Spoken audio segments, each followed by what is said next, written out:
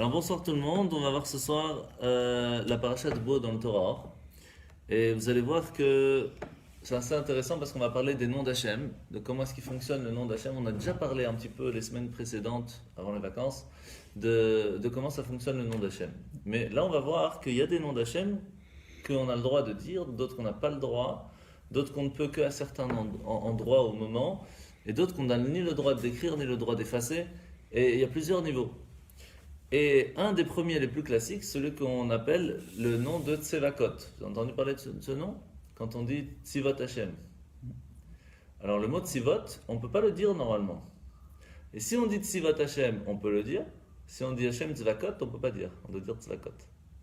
Alors pourquoi il y a des fois c'est le nom de Dieu, des fois c'est pas le nom de Dieu? La même chose de mot Shalom. Shalom, c'est un nom de Dieu. Ce qui fait que quand on est dans les toilettes, on est dans une salle de bain à la piscine, on ne peut pas dire à quelqu'un Shalom. Et s'il s'appelle Shalom, on ne peut pas l'appeler par son prénom, parce que Shalom, c'est un nom de Dieu. Eh oui. Donc, on dit Boker Tov, Ma'inyanim, mais Shalom, on ne peut pas.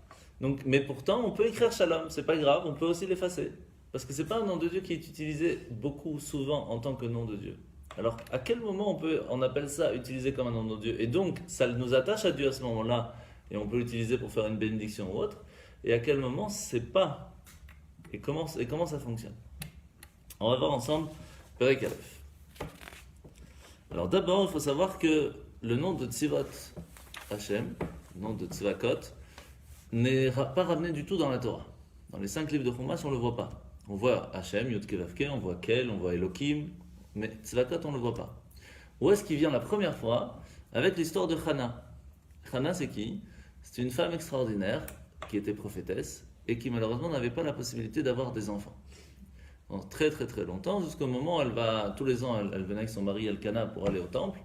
Et il y a une fois où elle en pouvait plus et elle a dit à son mari, mais fais quelque chose, prie pour moi. Et son mari, ils avaient une autre façon de vivre. Il lui dit, tu sais, ça suffit que moi je sois là pour toi parce que mes mérites te suffiront sur place là-haut en arrivant. Tu n'auras pas besoin d'un fils qui prie pour toi plus tard. Mais ça suffira, spirituellement ça suffira. Mais c'était vrai, c'est quelqu'un vraiment de spécial. Mais ça reste une maman qui attendait d'avoir un enfant. Donc elle a vu que même son mari priait pas pour elle. Alors elle est partie, elle a pleuré au temple, pleuré à fond, elle a prié. Et à ce moment-là, il y a le Cohen qui était sur place, Eli Cohen, qui vient et qui va lui dire, quoi, tu es saoul? Et à ce moment-là, elle va dire, non, je suis pas saoul. Et Eli va la bénir. Et c'est comme ça que Shmuel, le prophète Shmuel, va naître. Donc, à ce moment-là, quel nom de Dieu elle va utiliser dans sa prière? Hashem Tzevakot. Première fois de toute l'histoire. Donc, on voit que ce nom, il a une force spéciale. Sans compter que toutes les prières que l'on fait aujourd'hui, toutes les bases des lois des prières qu'on fait aujourd'hui, c'est basé sur quelle histoire? Sur Hana. C'est-à-dire, comme Hana, elle a fait sa prière, c'est comme ça que nous, on doit prier aujourd'hui, si on veut que notre prière soit écoutée. Donc on voit que ce nom de Hashem Tzvakot a une force spéciale qui n'était pas utilisée avant. Donc s'il était tellement spécial, pourquoi on ne l'utilisait pas avant? Elle se trouve où l'histoire de Hana? Dans Shmuel. Dans Shmuel. Ouais. Shmuel Aleph, tout début. Donc c'est quand même assez spécial. Alors regardez dans le texte, on va voir. Perek Aleph. D'abord, on va essayer de comprendre le nom de Dieu, le Yud Kei Vav Kei. On l'a déjà expliqué en long, en large et en travers déjà plusieurs fois. La base de ce nom, c'est qu'il est Pashut. Pashut, c'est-à-dire qu'il est simple. Il n'y a pas ici des détails dedans, c'est Dieu. Et au point que c'est la lumière de Dieu par contre, c'est pas encore Dieu lui-même, c'est la lumière de Dieu, mais qui vient directement de Dieu, mais qui est Betachlit Apshitut, c'est-à-dire qu'on ne peut pas dire sur la lumière de Dieu qu'elle est grande, ou elle est petite, ou elle est, elle est gentille, ou elle est intelligente, c'est une lumière. Donc on ne peut pas donner un nom dessus. D'accord? On ne peut pas utiliser un mot qui vient expliquer comment est cette lumière. C'est la lumière de Dieu.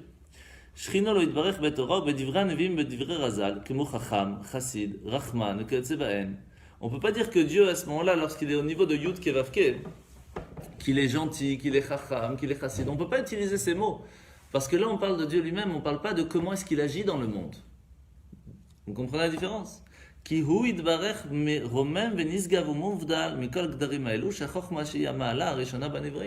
Parce que la première chose qu'Hachem va créer en tant que création, dans le premier monde qui va commencer à être appelé un monde de création, c'est le monde de Hatzilut, la première chose c'est Chokhmah.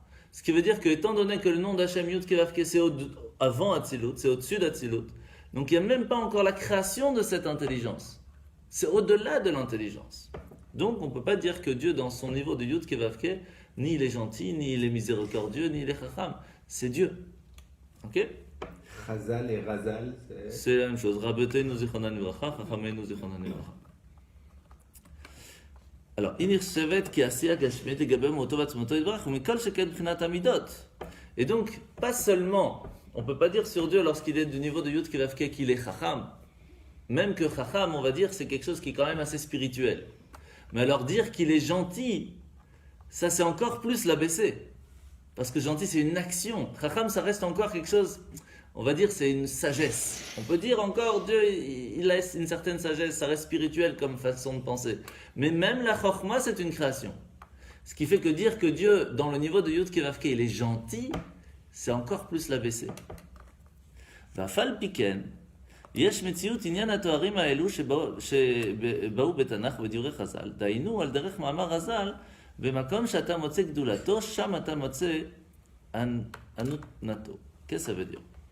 Ça veut dire que à quel moment précis on peut dire sur Hachem qu'il est modeste, au moment où il va prendre sa lumière qui elle est sans limite, le niveau de Yud Kei Vav Kei, et elle va s'intégrer.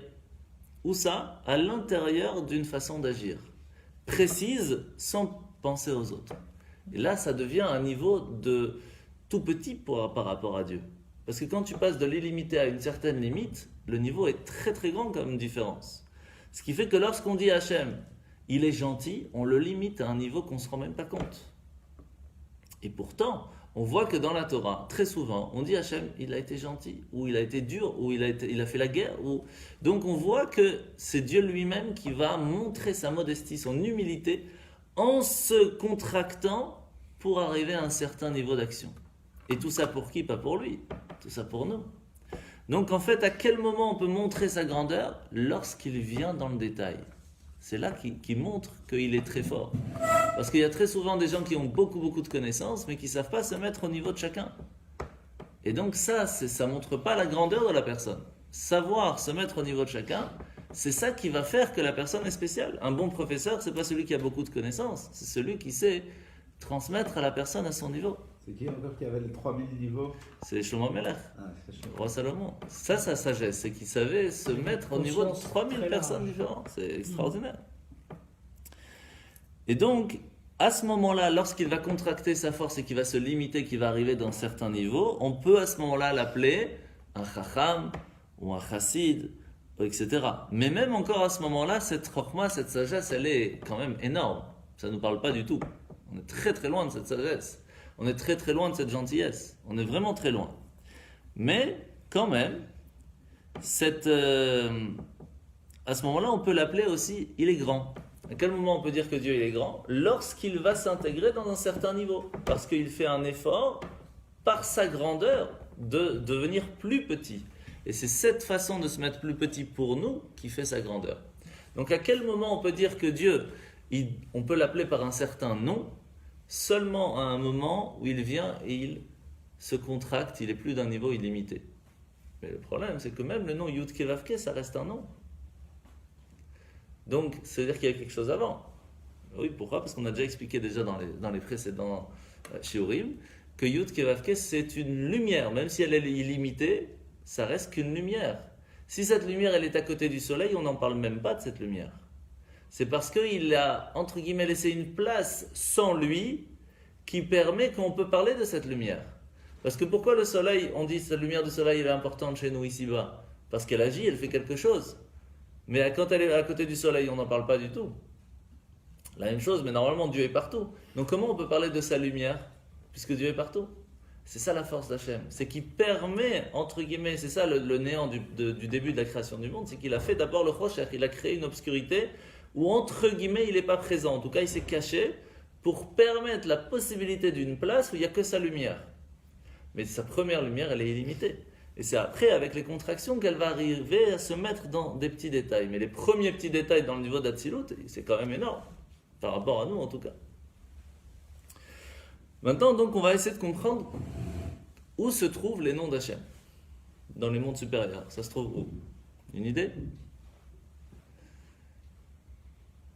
Quand vous priez Hachem, priez dans la tfila, vous dites Hachem, s'il te plaît, donne-moi la refoua, donne-moi la guérison, donne-moi de l'argent, donne-moi la santé, donne-moi la réussite, le nachat des enfants. Vous dites Baruch Ata Hachem. À quel niveau d'Hachem vous priez?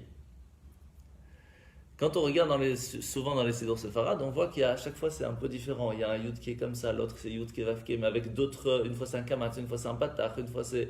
Et des fois on dit non, spécialement il faut penser comme ci, spécialement il faut penser comme ça. Mais on n'y comprend rien en fait. Il y a plein de trucs, mais on n'y comprend pas grand chose. Qu'est-ce que tu veux dire par niveau? Ah, c'est ça. De quel niveau de tu parles? Est-ce que tu parles à Dieu quand il est tout en haut, quand il est au milieu, lorsqu'il est à côté de nous, lorsqu'il est dans le Tzilut, lorsqu'il est dans le Bria? À quel niveau tu parles? Dans la Hamida, je dirais déjà le tout début, le Hachem, c'est Fatah Tiftar, et celui après la première bracha où il est écrit Aleph Dalet Nun Yud. Ok. Je dirais qu'on s'adresse à lui en tant que, bien sûr, Dieu Tout-Puissant, mais en même temps, c'est de cette manière-là que c'est écrit, que ça nous permet de nous rapprocher de lui comme quelque chose de personnel. On pourrait le traduire par Adoni, mon maître à moi, mon Exactement. Dieu. Exactement. Alors c'est quel niveau celui-là? Dans les 10 niveaux, c'est lesquels? Chokhmah, Bina, Dat. Et ben c'est lequel qui permet de prendre ce qu'il y a là-haut, qui nous le transmet? C'est quel niveau? C'est le dernier, Malchut, le niveau de la royauté. C'est le roi qui transmet. Donc c'est le tout dernier niveau en fait à qui on parle. Et la preuve c'est que quand on dit Baruch Ata Hashem, on dit Ado et puis Naï, mais en fait c'est pas écrit Ado Hashem, c'est écrit Yud Ke Vav Ke. Oui, mais c'est écrit Yud Ke Vav Ke. Et on ne dit pas Yud Ke Vav Ke, on n'a pas le droit. C'est-à-dire que même lorsqu'on fait la tefila, qu'on essaye de s'approcher à un niveau le plus haut possible, on n'arrive que le premier niveau, le Malchut, donc on est loin, loin, loin, loin. Pourtant, on doit quand même avoir une kavana, chaque fois, d'un niveau différent. Alors, c'est pas évident de savoir quel niveau il faut ou pas. Le plus important, c'est de savoir qu'on prie Hachem. C'est déjà pas mal. D'y penser, c'est déjà énorme. Parce que très souvent, on fait la mida juste pour la faire, et quand c'est fini, Shalom en Israël, on va au boulot. Mais dans beaucoup de Sfarim, toute la partie où il y a la Hamida, c'est le monde de tout en haut. C'est le monde Oui. d'Atzilut. Pourquoi? Ça on a appris, parce qu'il y a le premier Kaddish qui nous permet de monter au premier, le deuxième, le quatrième Kaddish, jusqu'à qu'on arrive à la Mida, on est sur Atzilut. Mais est-ce qu'on arrive à ce niveau en fin de compte? Si vraiment on prie Beminyan, ça c'est l'importance du Minyan, avec les Kaddishim, on tout est comme il dans faut. Malchut Be'Atzilut. C'est la question. Alors si c'est écrit Adoshem Mamash, c'est écrit le nom comme Hashem Sefatai, c'est écrit Adoshem Sefatai. Ça c'est Malchut. Mais lorsque on s'écrit Yud Ke Vav Ke, c'est déjà autre chose. Mais alors est-ce que Yud Ke Vav Ke se trouve au-delà d'Atzilut ou se trouve dans Atzilut? Alors si on lui demande la santé, c'est qu'on ne parle pas d'un niveau qui est au-dessus d'Atzilut, puisqu'il vient pour agir pour nous donner la santé. Alors pourquoi on dit Hashem Yud Ke Vav Ke? Tu devrais plutôt dire Shaka, Yud Tzvakot ou un autre. Alors c'est ce qu'on va expliquer tout de suite. Perek Bet. Mais à part ça, avant le nom d'Hachem, déjà dans le mot Baruch en lui-même, en le composant en Bar, Vav, Chaf, Ouais. on a déjà fils de Hachem. Donc Ça déjà, dans chacune des bénédictions qu'on Ça, fait, toujours. quelle qu'elle soit, on a déjà ce lien, le même qu'on a nous avec notre Père, Ça c'est. de l'aimer et de le Tout à craindre, fait. Ça c'est pour avant pouvoir. même de avant commencer à avant- prononcer son nom. Donc Tout à déjà, tu as cette proximité. Mais ça c'est ton travail envers toi. Oui. Mais le but, Tout à fait. en fin de compte, c'est t'attacher à lui pour pouvoir lui tirer quelque chose.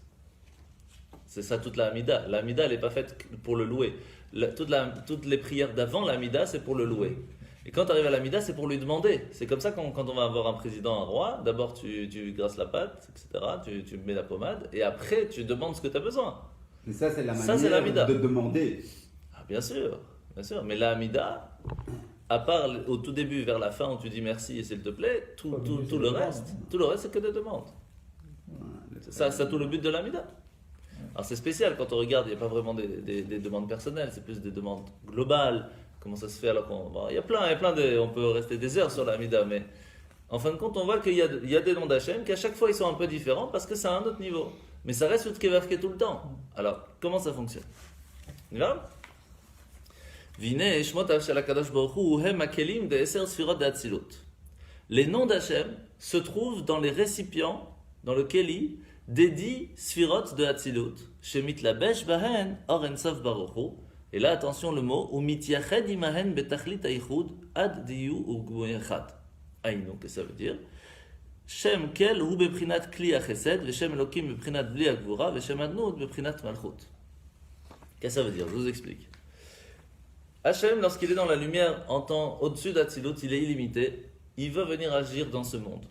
Mais il a besoin d'agir à chaque fois, il doit rentrer quelque part. Qu'est-ce qui va recevoir sa lumière pour pouvoir agir? Qu'est-ce qui va être, entre guillemets, le corps de la lumière divine? Comme nous, notre âme, on va le voir plus tard, elle s'habille dans un corps pour pouvoir agir dans ce monde. Le corps, entre guillemets, de la lumière divine, ce sont les 10 niveaux de Hatzilut. Le niveau de Chokhmah d'Hatzilut permet d'agir dans le monde par Dieu grâce à sa sagesse qui va donner la création du monde plus tard. Lorsqu'il va vouloir agir dans le monde avec une certaine chesed, avec une certaine bonté, il va s'installer dans le niveau de Kel, le niveau de Aleph et Lamed.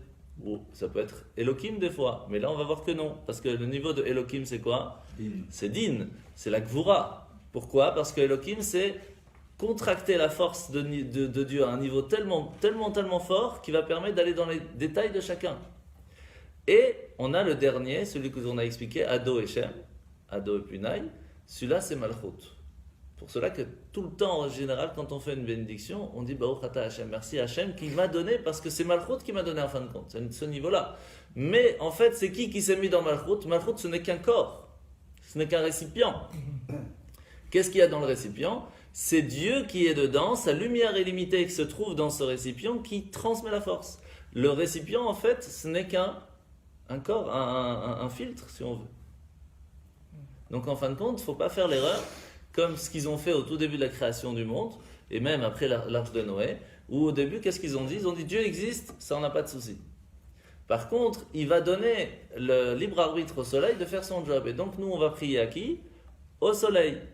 Et ça peut arriver aussi lorsque quelqu'un qui prie à Dieu, il dit moi je ne prie pas à Dieu, je prie au niveau de Adnout, au niveau de Malchut, au niveau de Chesed, je prie que au Chesed de Hachem, c'est ça que je veux. C'est pas comme ça que ça fonctionne. Bon, il faut arriver déjà à ce niveau-là. Mais en fin de compte, on prie à Hachem qui se trouve et qui agit par ces niveaux-là. Ok? Mais, et c'est là la différence, la force, c'est qu'il est, comme on a dit, Mityached imahen betachlit hayichud.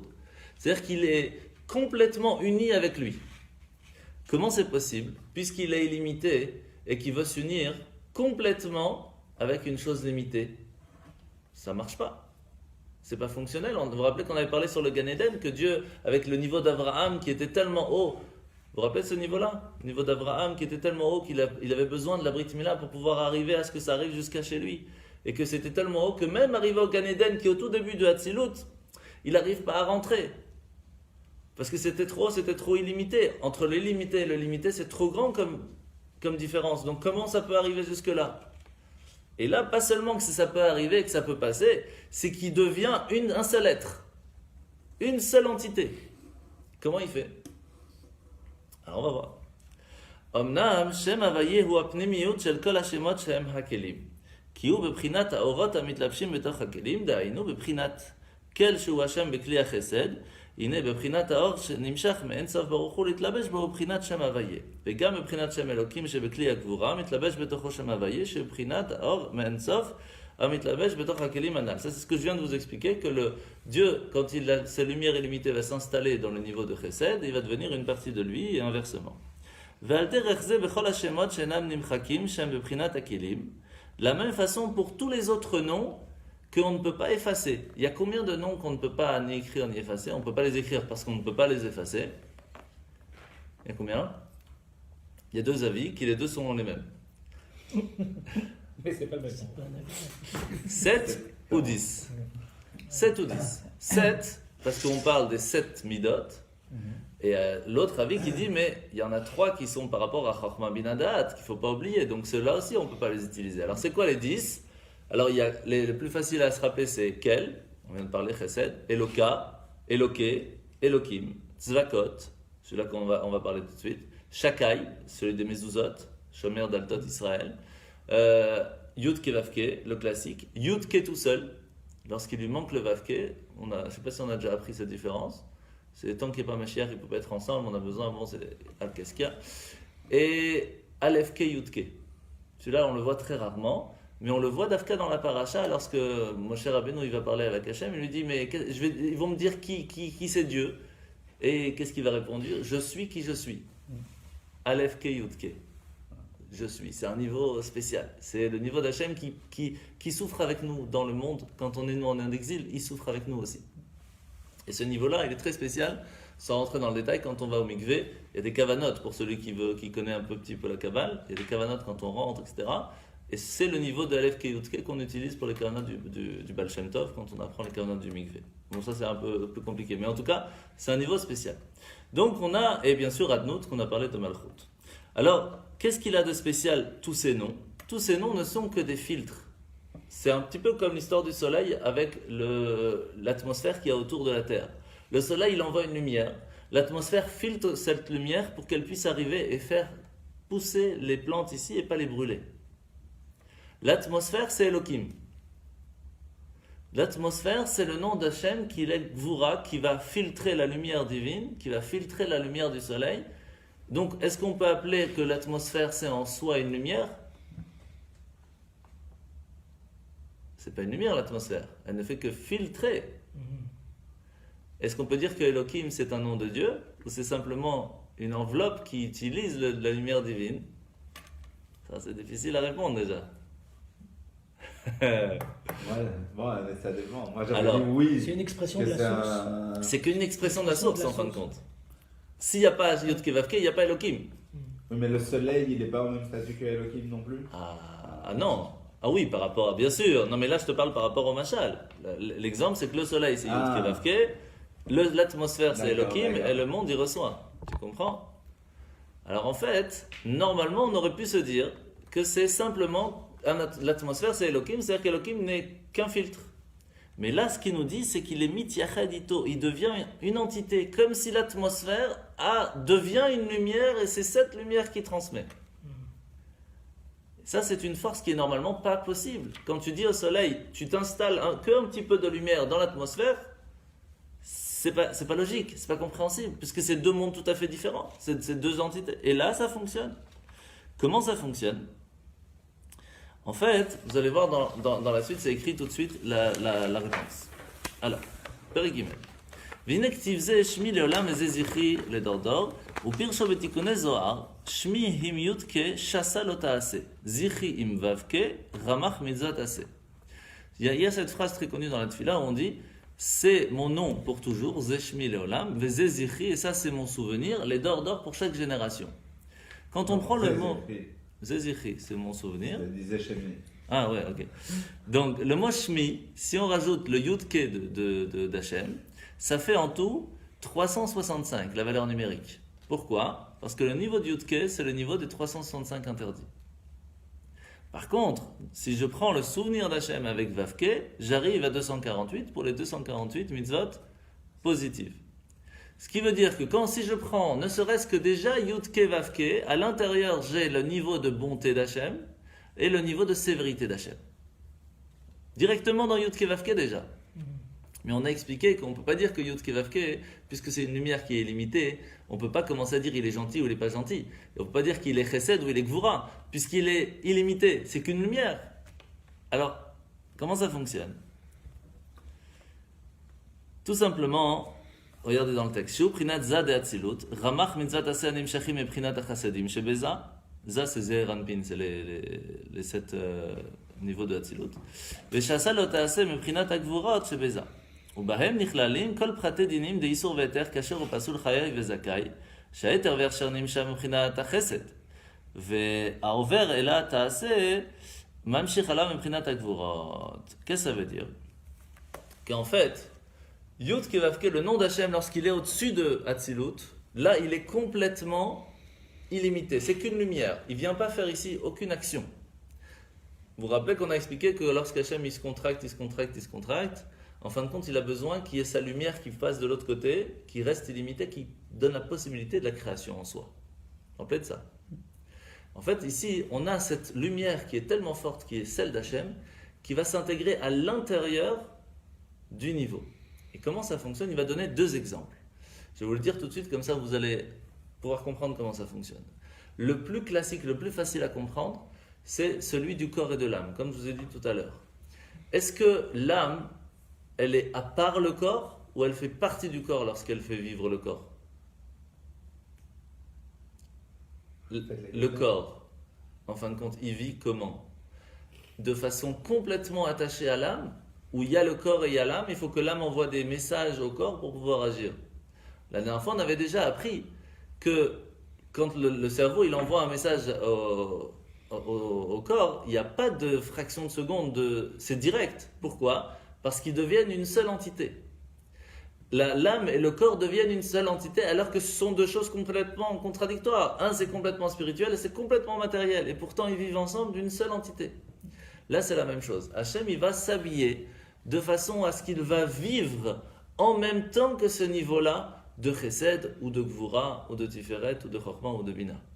Donc il va devenir une partie de lui-même. Bien sûr c'est qu'une partie d'Hachem qui se met là-bas. C'est pas Dieu lui-même. Ce n'est qu'une lumière illimitée d'Hachem qui s'installe dans ça comme si c'était le corps et l'âme, de la même façon.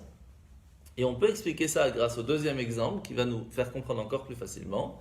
Lorsqu'une personne, elle a étudié quelque chose et qu'elle est devenue chacham, elle est devenue intelligente, elle a cette connaissance. Est-ce qu'on dit que la personne, elle a une tête et elle a la connaissance ou que la personne, elle est un chacham? La personne, elle est sage, elle a cette connaissance. On ne dit pas qu'il y a deux choses différentes. Il l'a intégré à l'intérieur de lui. Vous avez compris? La même chose ici. Hachem, il a réussi à faire intégrer dans son nom, dans sa possibilité d'agir, aussi sa force illimitée. Ce qui fait que si un jour il a envie de changer la nature, il n'a pas besoin spécialement d'aller chercher un autre niveau. Tout est déjà sur place. Dans la nature, il y a Dieu illimité aussi. Il est dedans, sauf qu'il est plus caché, tout simplement. Pour ne pas qu'il explose, il l'a mis de façon cachée, mais elle est dedans. De la même façon que l'âme est à l'intérieur de notre corps, mais elle se cache énormément pour ne pas que le corps ne puisse pas vivre. Donc il est à l'intérieur l'âme, mais elle ne réagit pas de la même façon que si elle n'était pas dans le corps. Mais elle est présente. Et elle est complètement liée. Alors maintenant, la question va revenir. Pour l'instant, on a compris comment fonctionnent les noms, d'où ça vient. Ça vient de Hatzilut. Pour l'instant, en tout cas, on a expliqué que ça vient tout début de Hatzilut, parce que ça devient du Yud-Kevavke directement dans les 10 de Hatzilut. On n'a pas vu si ça allait plus bas qu'à Hatzilut. D'accord? Pas pour l'instant, en tout cas. Et maintenant, la question, elle est, puisqu'on a ces 10-là qui se trouvent dans Hatzilut, comment ça se fait que dans toute la Torah, on ne parle pas du niveau d'Hachem de Tsevakot? Et puis, Tom Chana, elle arrive, elle utilise ce nom, d'où elle l'a trouvé, et elle arrive à ramener des choses dans le monde, elle arrive à ramener un enfant par ce nom-là, et ce qui est magnifique, c'est que tous les autres prophètes vont l'utiliser après. Tous ils ont dit, ah, elle a commencé, c'est bon, c'est bon. Vakara. Pourquoi Moshe ne l'utilise pas? Il reçoit la Torah, donc il a tout reçu à ce moment-là, et on ne voit pas une fois. Alors, c'est quoi ce niveau de Tsevakot? Alors, on va voir ensemble. Bazé Yuvan, Perek Dalet. Bazé Yuvan, pour ça on va comprendre. Ma shebechol haTorah lo nizkar shem Tsevakot, rak shem Havaye levado. Dans la Torah, on ne voit pas du tout le nom de Tsevakot, mais seulement le nom de Havaye. Havaye, c'est Yud Kevavke. Ok? Rak Chana amra Hashem Tsevakot. Qui Moshe Rabbeinu alava shalom, shezacha shetinaten haTorah al yado. Puisque Moshe Rabbeinu, qui lui a mérité de recevoir la Torah directement de Dieu, Aïnou le fiche im shichit lapshut or ensof bekelim de zeir anpin ou misham nihimshach haTorah kanal. Moshe Rabbeinu, il a eu la chance de recevoir la Chokhmah de la Torah directement de Hatzilut. Direct. C'est-à-dire qu'Hachem, il a dit, je vais te donner ma Chokhmah, je la mets dans Hatzilut pour qu'elle puisse s'attacher au monde, parce que sinon c'est illimité, et de là je te la transmets. Direct. Et même avec ça, qu'est-ce que c'est écrit quand on voit Pirkei Avot? Moshe kibel Torah mi-Sinaï.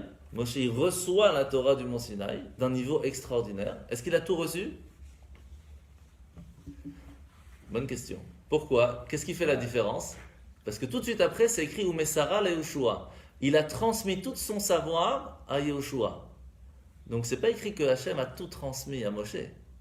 Moshe n'a pu recevoir que ce que lui pouvait recevoir. Mais tout ce qu'il a pu recevoir, il a transmis à Yehoshua. Et pourtant, c'est pas le premier qui a reçu Yehoshua. C'est d'abord Aaron HaKohen, puis les anciens, puis le peuple d'Israël, et Yehoshua se trouvait dans le peuple d'Israël. Donc c'est pas le premier qui a reçu. Pourquoi est-ce qu'en fin de compte on dit Yoshua, c'est lui qui a reçu, enfin, en tout cas Moshe a transmis spécialement à Yoshua, parce que Yoshua il a vécu avec Moshe chaque instant de sa vie. Il restait attaché à lui, il voulait tout vivre comme Moshe.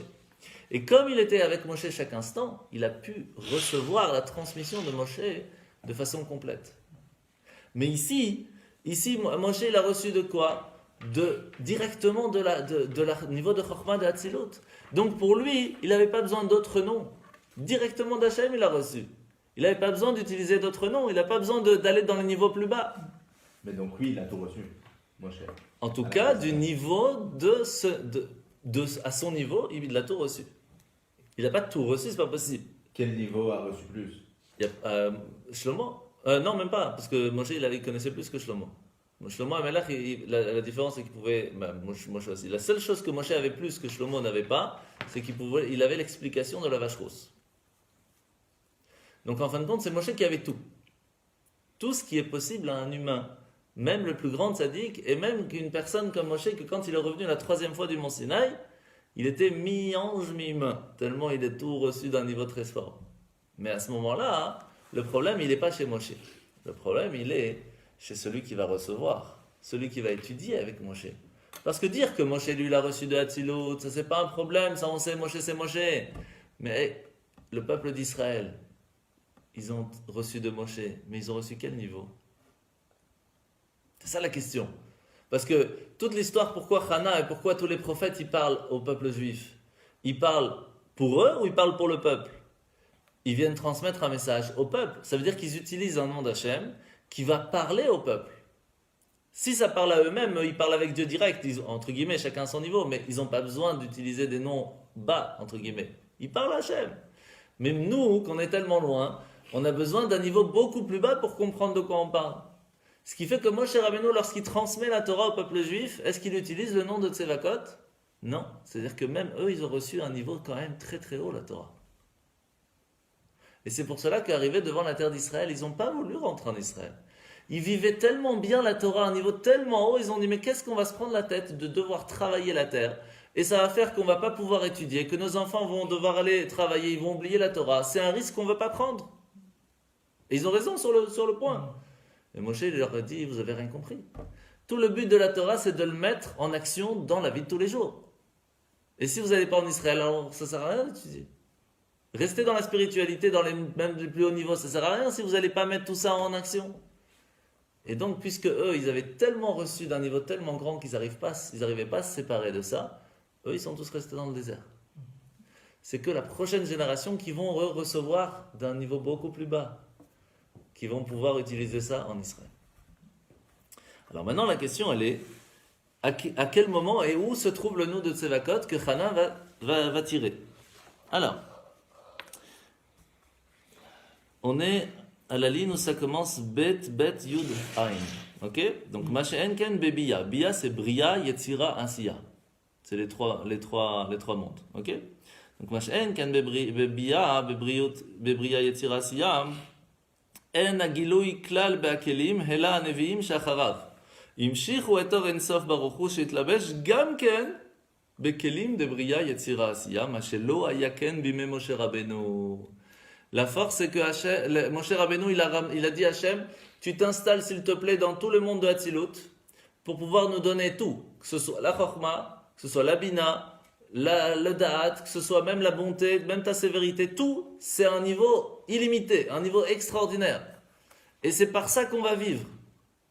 C'est très fort. Mais ça peut être très dangereux aussi. Parce que lorsqu'Hachem il est très gentil, il peut être très dur aussi.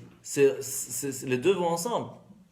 Ce qui fait que lorsqu'il y avait Yoshua, lorsqu'il y avait tout ça, on voit tout de suite l'histoire. Ils font une bêtise, tout de suite il y a les autres qui arrivent, les ennemis qui arrivent et qui défoncent tout le monde. Et de l'autre côté, lorsqu'ils font Teshuvah, c'est tout de suite, tout va bien. Il y a le sauveur qui arrive. C'est un niveau qu'on ne peut même pas nous comprendre comment ça fonctionnait à ce moment-là. On ne peut pas. Parce que c'est un autre niveau. Mais il y a un moment où le peuple juif, il est tellement descendu de niveau qu'il ne pouvait plus recevoir la Torah. Ils n'arrivaient plus à vivre avec ce niveau-là. Et donc, qu'est-ce qui va se passer? Les prophètes vont être obligés de demander à Hachem de descendre son niveau de Yudke Vavke dans le niveau de Bria. Mais sauf qu'il y en a un problème ici. Déjà faire la lumière illimitée dans un niveau limité qui est très très grand, celui d'Atzilut, où il n'y a pas du tout de création physique. C'était déjà une histoire et on a trouvé une solution. Mais réussir à mettre le niveau de Yud Ke Vav Ke illimité, lumière illimitée dans un monde de création physique, comment faire? Ça, c'était dur. Ça, c'était très difficile. Et qui c'est la première qui a réussi? C'est Hana. Ça, la force de la prière. Pour cela qu'on fait la prière, comme Hana nous l'a montré. Parce qu'elle a réussi à ce que, de la même façon comment Hachem, d'un niveau illimité, sans limite, il peut tout changer le monde, même le destin d'une personne, qu'avant ça peut être que quand quelqu'un il est arrivé à un niveau de Hatzilut, donc un tzaddik, lui il peut arriver à changer son destin parce qu'il est au niveau d'Hachem, entre guillemets. Mais quelqu'un qui est aussi bas, comment faire? Et Hana, elle a montré le chemin.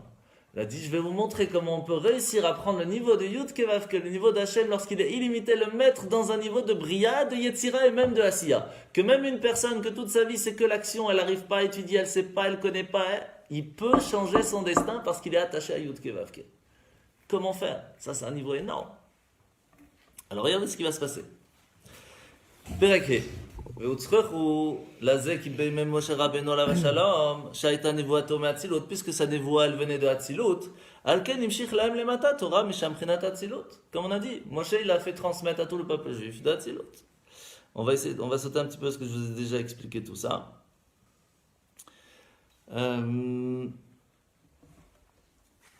Perek Vav. Ça, je vous ai expliqué à l'oral le pareil.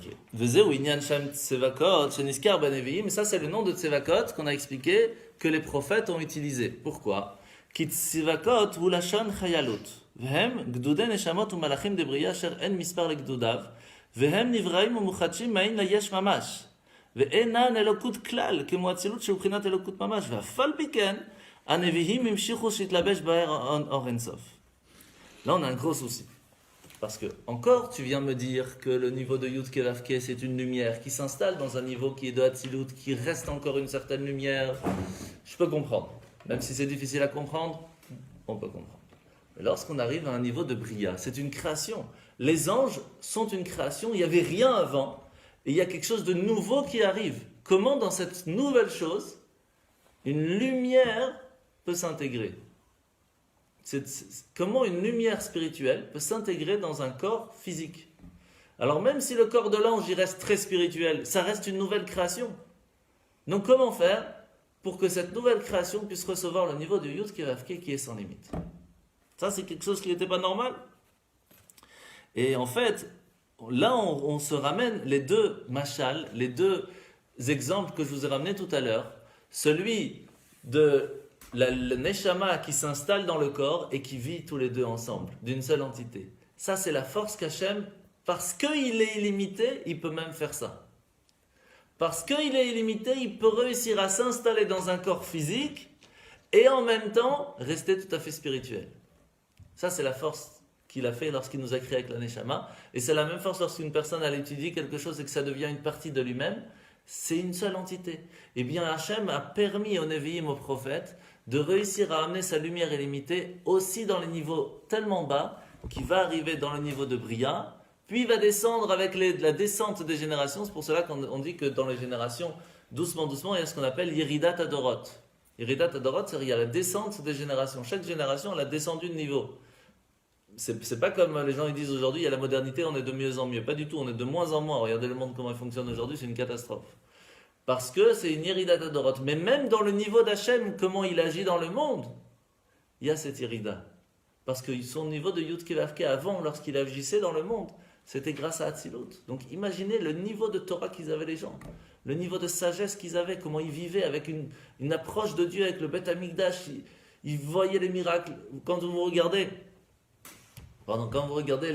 les histoires des Rabbeim et des Tanaïm et des Amoraïm, au moment de la Mishnah, ou avec Abraham, où il parlait avec les anges, c'était normal.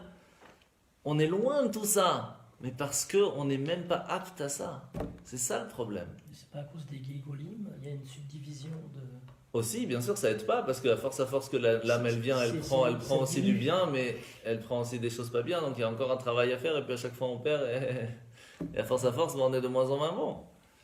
Et donc, ce qui se passe, tu as raison, Khazak, en fin de compte, qu'est-ce qui se passe? On va avoir besoin de pouvoir utiliser un niveau d'Hachem qui va s'attacher à nous. Et ce niveau, c'est ce que Hana va réussir à amener, c'est le niveau de Tzvakot. Alors, c'est quoi Tzvakot?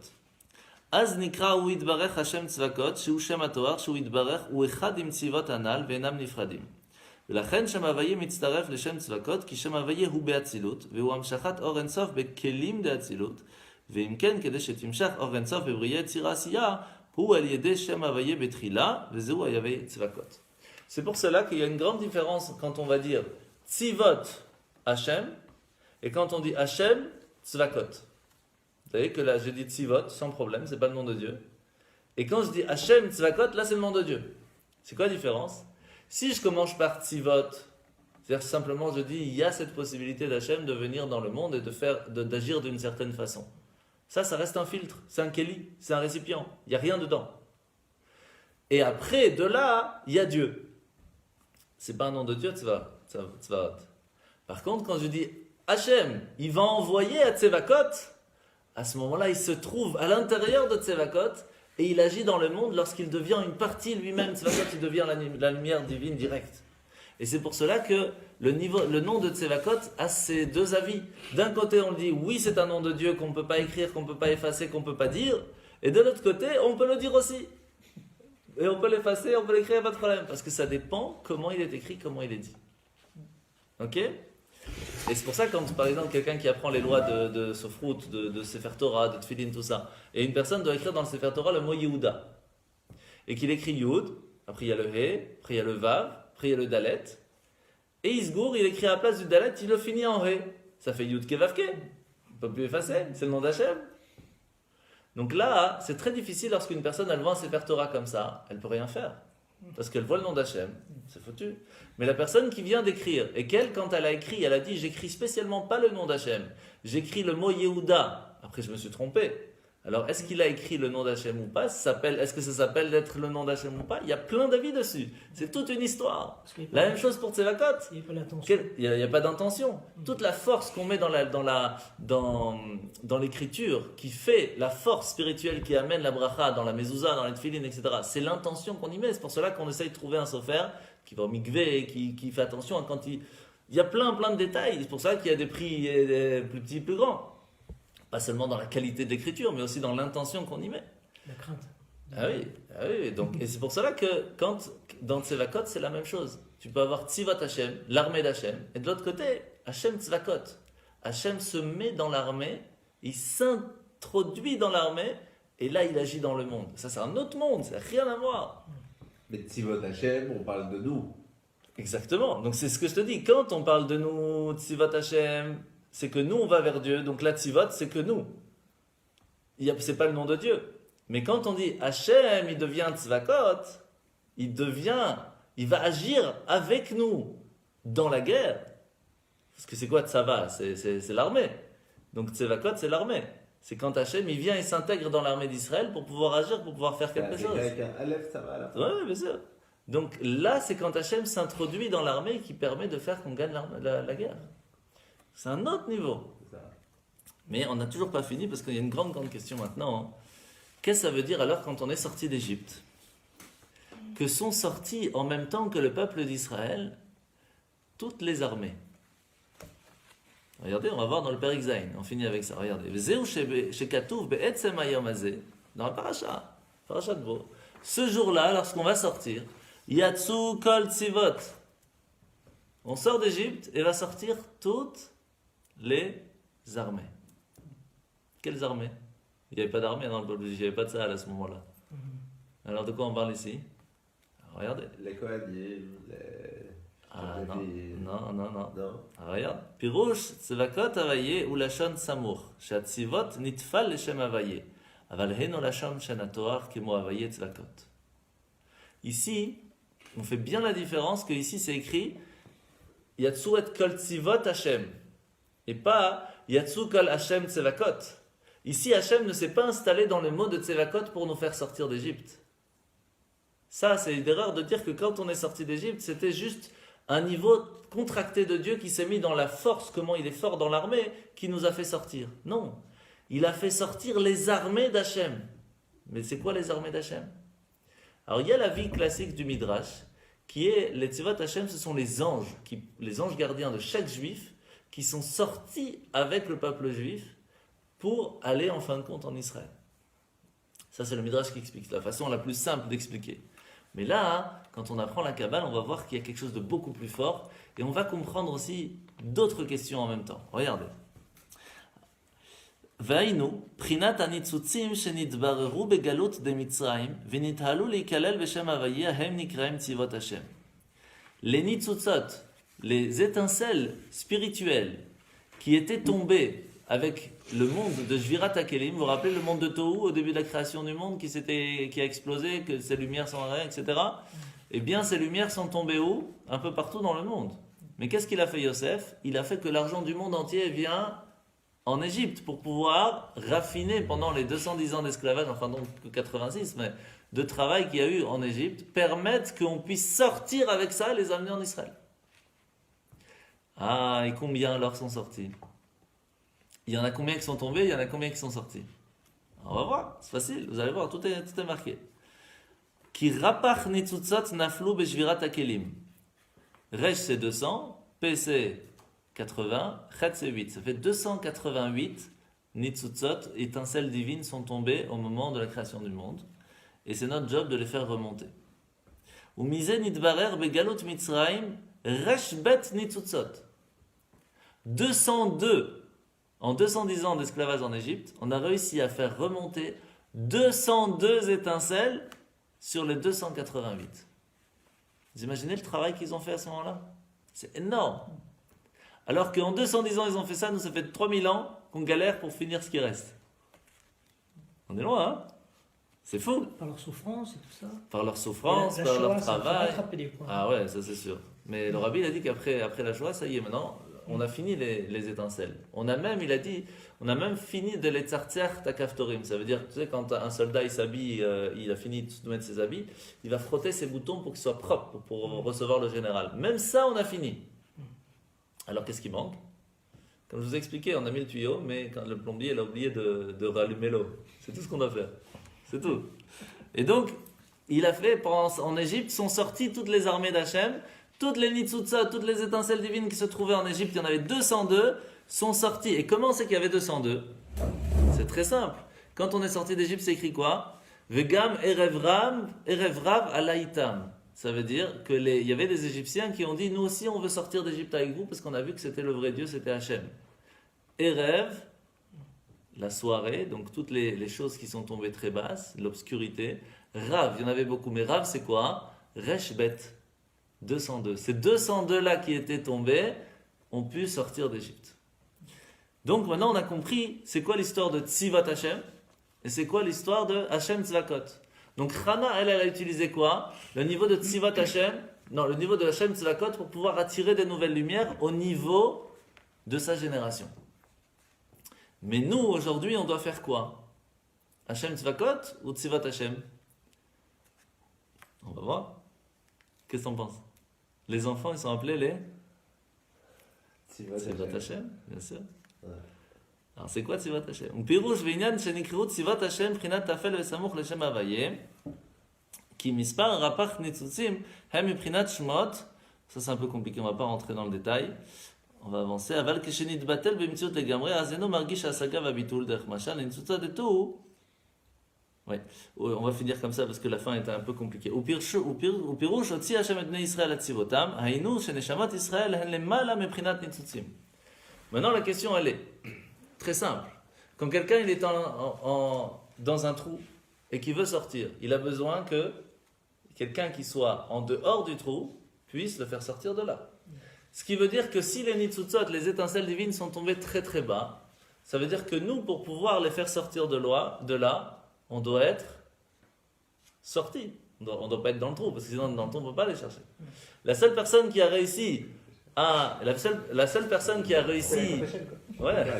On le lève, ça peut aussi. Ça peut marcher. Et qui c'est qui a réussi à faire ça? Vous vous rappelez, il y avait Yitzhak. Ah, j'allais dire Rivka, elle a amené l'eau. Ah, exact, il a fait. Yitzhak, pourquoi Yitzhak? Parce que c'est le seul qui est parti travailler dans les champs.